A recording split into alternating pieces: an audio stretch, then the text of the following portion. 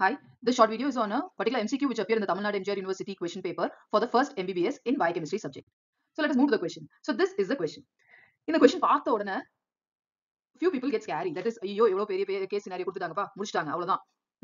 So that is how you feel once you see the question. A 47-year-old obese man complains of having to get out of bed 3 times a night to urinate, polyuria, being constantly thirsty, polydipsia, and eating more often, polyphagia. The patient is diagnosed with insulin-resistant diabetes mellitus type 2. If the patient's symptoms are due to a problem at the level of the glucose transporter, which one of the tissues indicated below will be most affected? Okay, so the options are given: RBCs, muscle, brain, and liver.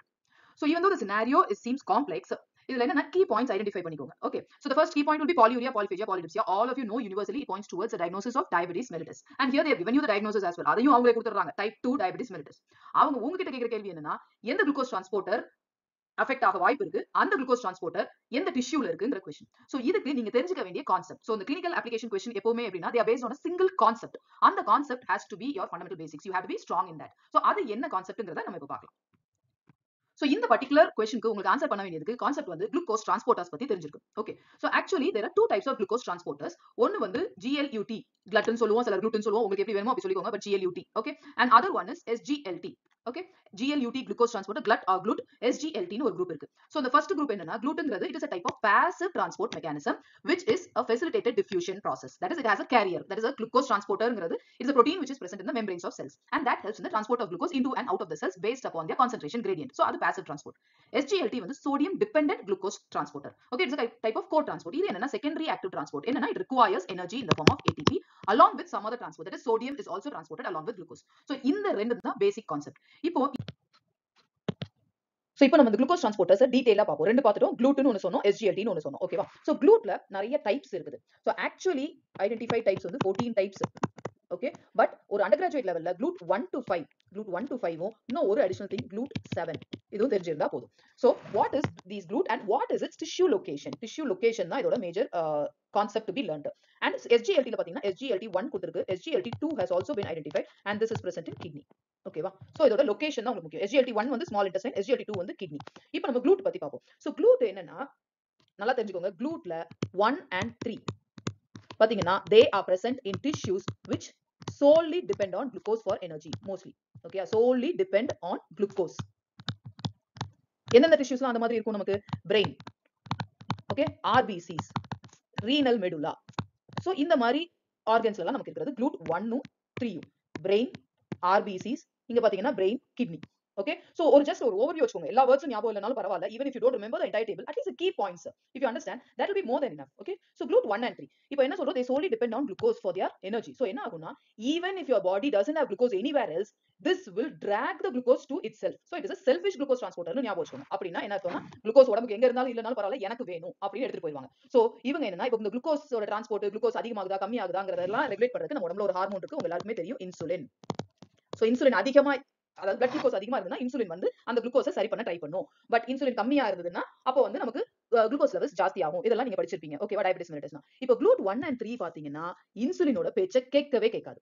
Okay, so they won't listen to insulin, glut 1 and 3, because whether insulin is there or not, I want my glucose. அதுதான் இவங்களோட concept.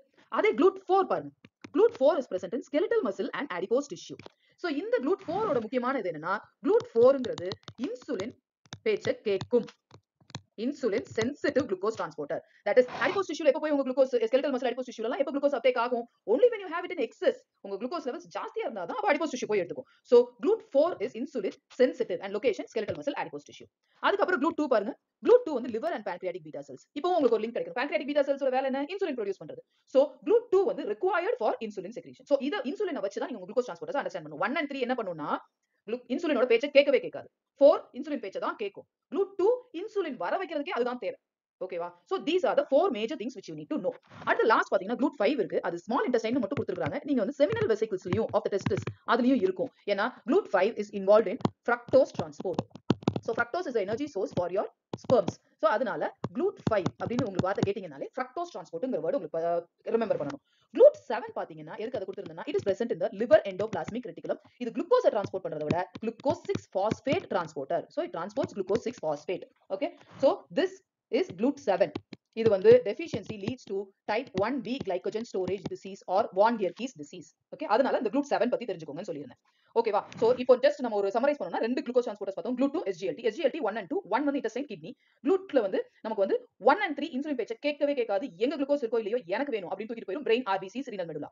GLUT4 என்ன பண்ணும்னா insulin வந்து ஓகேப்பா என்கிட்ட நிறைய glucose இருக்கு கொஞ்சம் உள்ள போய் வச்சுக்கோ அப்படின்னு சொன்னா மட்டும் தான் skeletal muscle adipose tissue உள்ள எடுத்து போகும். So GLUT4. 2 வந்து pancreatic beta cell.